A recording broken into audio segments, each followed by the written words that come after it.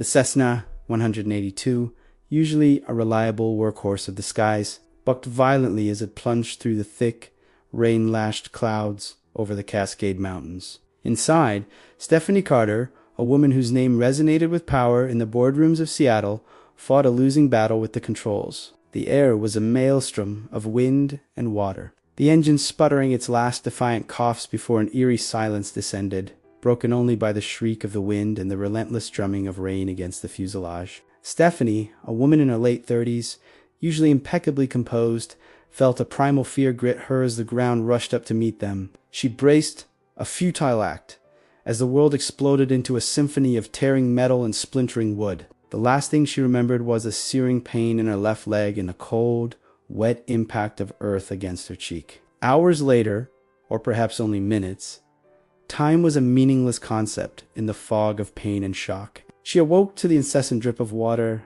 and the feeling of her own blood chilling against her skin. Her leg was a throbbing inferno, pinned beneath a twisted piece of wreckage, and a sharp, icy ache resonated from her ankle. The wilderness, an unforgiving expanse of dense fir and hemlock, was quickly claiming her. Miles away, nestled deep within a verdant valley carved by the relentless flow of the Skykomish River, lived Samuel Sam Mitchell. Sam, a man in his early 40s with hands calloused from years of firefighting and farming, was just finishing his evening chores, the rhythmic clanging of tools echoing softly in the twilight. Rain, a constant companion in the Pacific Northwest, was coming down with a vengeance, turning the usually gentle river into a raging torrent. Sam, a man of quiet strength and deep connection to the land, had a premonition, a subtle prickle at the back of his neck that something was amiss. He had seen the weather system rolling in, knew it was a bad one for small aircraft. His instincts, honed by decades of living in and protecting this rugged landscape,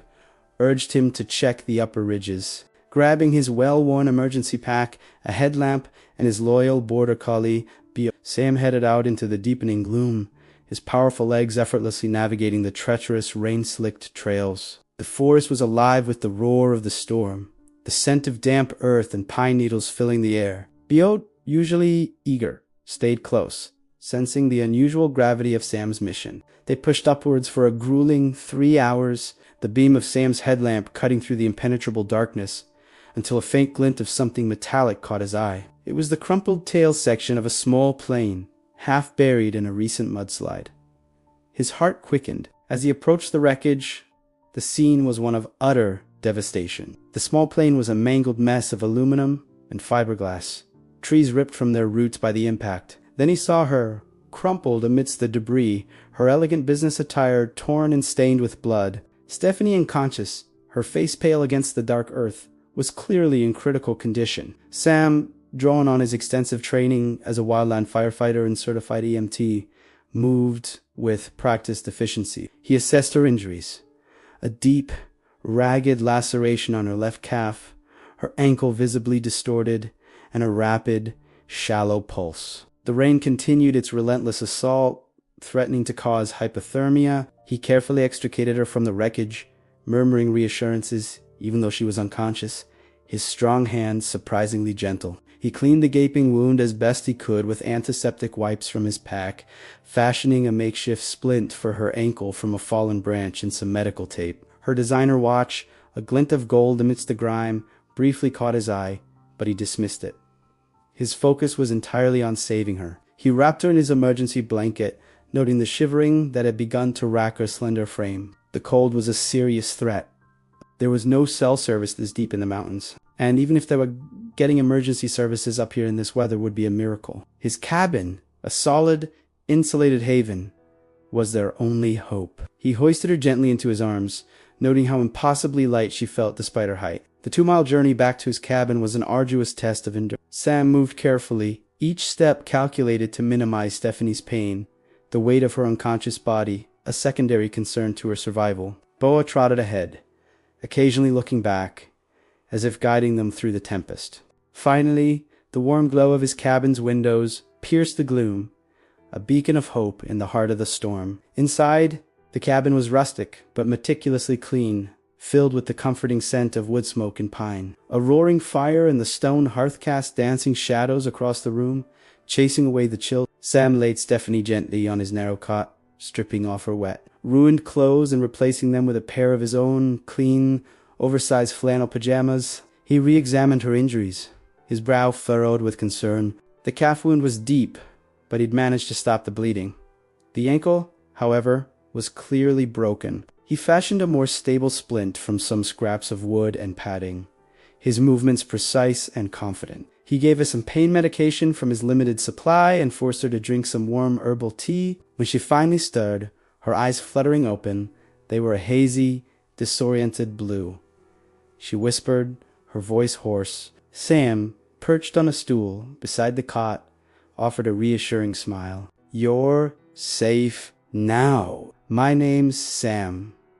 You crashed your plane up on the ridge." He omitted the details of how bad it had been, wanting to spare her further shock. Stephanie, still woozy from pain and exhaustion, instinctively grasped at a simpler identity. The name Stephanie Carter carried too much weight, too many expectations, too much scrutiny. She couldn't bear the thought of her life, her meticulously curated public persona, crashing down with her plane. "It's Steph. Just Steph," she murmured. A small, necessary deception. She felt a profound sense of relief, a strange unburdening, as if shedding the heavy mantle of her identity in the depths of the forest. The lie felt liberating, allowing her to simply be stripped of all the artifice that defined her world. Sam nodded, accepting her abbreviated name without question. He radiated a quiet kindness, a groundedness she rarely encountered in her rarefied circles. He insisted she take his bed, the only real bed in the cabin, explaining that he was perfectly comfortable sleeping in the barn loft with the animals. His generosity, his genuine concern for a complete stranger, was disarming. He was a stark contrast to the cutthroat world she inhabited, where every gesture had an ulterior motive, every interaction a calculated gain. As the night wore on, the sound of the rain against the cabin roof became a soothing lullaby. Stephanie drifted in and out of sleep, her body aching, but her mind beginning to find a fragile peace. The storm outside raged, but within Sam's cabin, a quiet sanctuary had been forged. She found herself watching him as he moved around the cabin, tending the fire, his profile strong and silhouetted against the flames. There was an honesty in his movements, a lack of pretense that she found both alien and deeply comforting. The next morning, the rain had subsided to a gentle drizzle, and a thick mist clung to the valleys, giving the world an ethereal, hushed quality. Sam, after making her a simple but hearty breakfast of oatmeal and berries, tried to reach out for help. He explained that his old ham radio, his only reliable connection to the outside world, usually worked, but the storm had knocked out the power grid for miles around. He promised to keep trying. Stephanie, however, felt a growing sense of panic at the thought of her real life intruding. She needed more time to process what had happened, time to savor this strange, unexpected interlude. The thought of the headlines, the invasive questions, the forced smiles made her stomach churn. I think I filed a secondary flight plan," she stammered, pulling another lie from the depths of her exhaustion. "With a friend. I told him not to worry if I was a bit late. It was a bold-faced fabrication," but Sam, ever trusting, simply nodded, his face etched with concern for her well-being, not suspicion. He told her not to worry, that she was safe here, and they would get help when they could. The lie bought her a precious time, a reprieve from the relentless demands of her existence. It bought her more days as just Steph, a fragile, wounded woman utterly dependent on the kindness of a stranger. She was, for the first time in years, truly disconnected, untethered from the digital leash that typically governed her every waking moment. The silence of the forest was deafening, yet profoundly restorative. The following 2 weeks unfolded in a slow, almost dreamlike rhythm, a stark contrast to the frenetic pace of Stephanie S.C.'s former life. Her ankle, though severely sprained and possibly fractured, Sam's initial assessment proving mostly accurate, began to heal under his meticulous care. She was confined to the cot, but the forced stillness allowed her to truly observe. The cabin, small and worn, was a testament to purposeful living. Every object, from the mismatched crockery to the heavily mended canvas jackets hanging by the door, served a function. The shelves held not trendy novels, but practical manuals on veterinary medicine, forestry, and sustainable farming, alongside a few dog-eared classics. Sam, a man who possessed a quiet authority, spent his days tending to his small herd of 40 head of cattle, his small flock of free-range chickens, and a demanding patch of winter vegetables. He was constantly moving, yet never hurried. His work integrated seamlessly with the natural world around him. Stephanie, the corporate titan used to delegating everything from her meal choices to her travel itinerary, found herself completely dependent on him, a deeply humbling experience. One afternoon, while Sam was checking the fence line, Stephanie, tired of her enforced inactivity, managed to prop herself up at the small, rough-hewn table by the window. She noticed a pile of work clothes needing repair, thick denim shirts and canvas trousers riddled with small tears. Recalling a childhood skill long forgotten, she asked Sam for a needle and thread upon his return. He returned with a large woven basket, a flicker of genuine amusement in his slate gray eyes. "Most city folk IV helped up here wouldn't know a darn sock from a fishnet," he commented, handing her a spool of dark blue thread. Stephanie, feeling a sudden surge of defensive pride, began meticulously patching a torn elbow of a flannel shirt. "I work in strategy," she explained, choosing her words carefully. She avoided mentioning the word CO, the title feeling absurdly grand in this humble setting. She confessed that her life in Seattle had become suffocating, a constant barrage of board meetings, political maneuvering, and a social life dictated by networking. Not genuine connection. I needed to hit eject. The plane crash was a bit more literal than I intended, she admitted, offering a weak smile. Sam sat opposite her, shelling dried beans, his gaze steady and intense. He spoke of his own life, of his deep roots in this land. The 9-acre farm had been his family's for 4 generations. His father, a man of similar rugged integrity, had died suddenly a decade ago, leaving Sam, then a university student, to choose between a comfortable urban future and the demanding legacy of the farm. "My friends thought I was crazy, trading in a forestry degree for manure and market prices," he recounted, a hint of melancholy in his voice. "But this land is my peace. It's honest." His words were unintended barbs, piercing the armor of Stephanie's carefully constructed identity. He continued to talk about the city people he sometimes encountered, those who would pay thousands for a weekend glamping experience, seeking to by authenticity, only to retreat to their meaningless luxury when it got too difficult. They want the experience, Steph, but they don't want the life. Real commitment hurts. It means choosing hardship every day because it gives you meaning, he observed, unaware that he was speaking directly to her. The emotional connection between them deepened rapidly, fueled by proximity, shared solitude, and a growing sense of mutual respect. Sam admired Steph's quiet resilience. She endured her pain without complaint and attacked her mending tasks with a focused determination that belied her delicate appearance. Stephanie was captivated by Sam's integrity, his deep-seated values, and his powerful, unassuming physicality. She realized that the emptiness she had felt in her high-rise penthouse was the absence of precisely what Sam possessed. In one crisp, clear evening, the first after the heavy rains, Sam carved her a rudimentary crutch from a stout piece of hickory. He insisted she needed to start testing her leg. Slowly, leaning heavily on him, they walked out to the barn to check the livestock.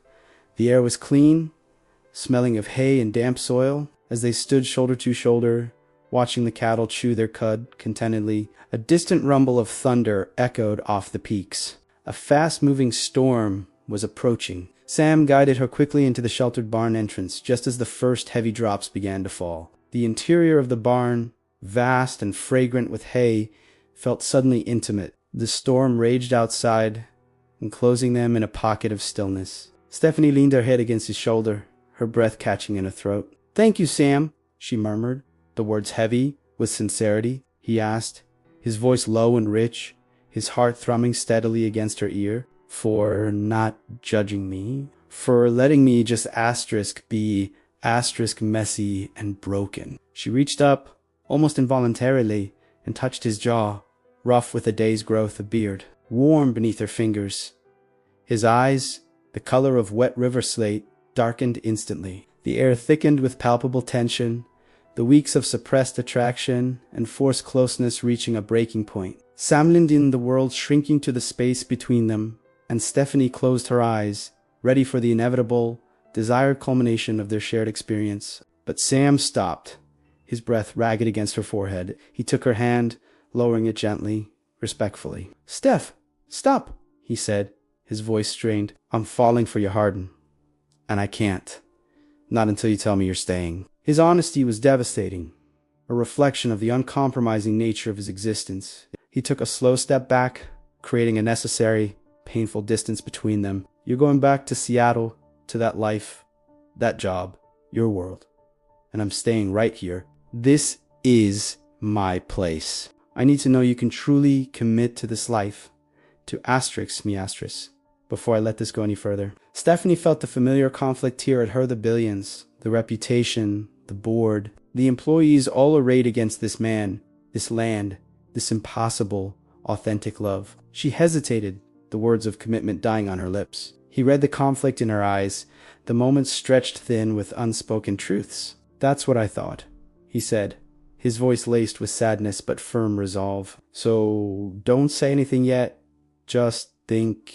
The emotional intensity of that moment became the new baseline for their existence. They lived in an agonizing, charged proximity. Stephanie was determined to show him, through action, what she couldn't yet vocalize. She helped him with chores within the confines of her injury, feeding the chickens, sorting seeds, and mending more clothes. She listened raptly as he spoke of his prized cow, Betsy, a resilient crossbreed due to calve in a matter of days. This shared routine felt more meaningful than any power, lunch, or negotiation she'd ever shared. One evening, as the sun dipped behind the western peaks, casting long, purple shadows, a sudden, distressed lowing echoed from the barn. Betsy was in trouble. Sam raced out the door, Stephanie following as fast as her crutch would allow. They found Betsy heavily straining, clearly in premature labor. Sam's face was grim. The calf was breached. "It's coming too soon. And it's twisted. I have to turn it, or we lose both," he grunted, his professional composure snapping into sharp focus. Stephanie, discarding her crutch and ignoring the throbbing pain in her ankle, immediately knelt beside the stall. "Tell me what to do, Sam," she ordered. The corporate strategist's sharp, decisive nature suddenly He paused for only a split second, seeing not the elegant city woman, but the fierce, determined spirit beneath. "Okay, I need lubricant, quickly," he yelled. The night became a gruesome, bloody battle for life. Stephanie, her hands steady, retrieved the medical supplies, talking softly to the distressed animal, instinctively comforting Betsy with gentle, low tones. She became Sam's anchor, his second pair of hands, retrieving tools, holding the cow's head, all while kneeling in the soiled straw, covered in fluid and blood. The city heiress, who hadn't touched a speck of dirt in years, was focused entirely on the life at stake. After what felt like an eternity, Sam, his arms bulging with exertion, managed the difficult internal turn. "Almost got it," he gasped. Then, with a final, heart-wrenching grunt from Betsy, there was a sudden, miraculous explosion of life. The calf slid out, small, wet, and perfect. Stephanie whispered, the relief making her weak. Sam was already clearing the calf's airways, checking its breath. The calf shuddered, shook its head, and let out a tentative, noisy sneeze. "We did it, Steph," Sam choked out, utterly spent, collapsing onto the straw. If you are finding Steph and Sam's story compelling, please consider subscribing to the channel. It helps us keep bringing you more stories of resilience, unexpected love, and the strength of the human spirit in the face of adversity. And tell us in the comments, what defining moment in your own life made you realize you were ready to make a real, painful change? The moment they saved Betsy and her calf was the true crucible of their relationship. All the carefully constructed walls between their worlds dissolved under the immense pressure and shared triumph. Stephanie fell onto the straw, overcome by a deluge of emotion exhaustion, relief, and an overwhelming sense of accomplishment that dwarfed any corporate victory. Sam immediately pulled her into a tight, muddy embrace, burying her face in his sweaty, blood-stained shirt. "You were incredible, Steph. Absolutely incredible. You saved them just as much as I did," he murmured, his voice thick with genuine admiration and tenderness. When they pulled back, their eyes met, reflecting the exhaustion and the raw honesty of the moment. The dam of his resolve broke.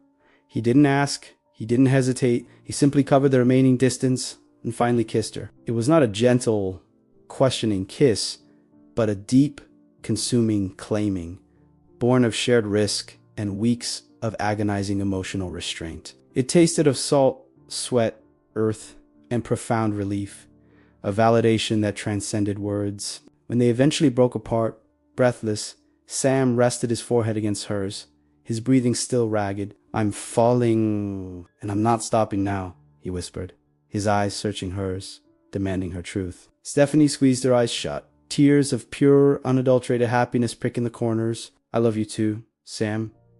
I've never felt anything like this before." She didn't tell him what she had to lose, only the terror of it. She pulled him closer, memorizing the scent of his skin, the powerful, steady rhythm of his heart, the feel of his strength, protecting her. She knew, with a certainty that reached into her soul, that she had to tell him the whole truth, the full truth of Stephanie Carter, CEO, heiress, billionaire.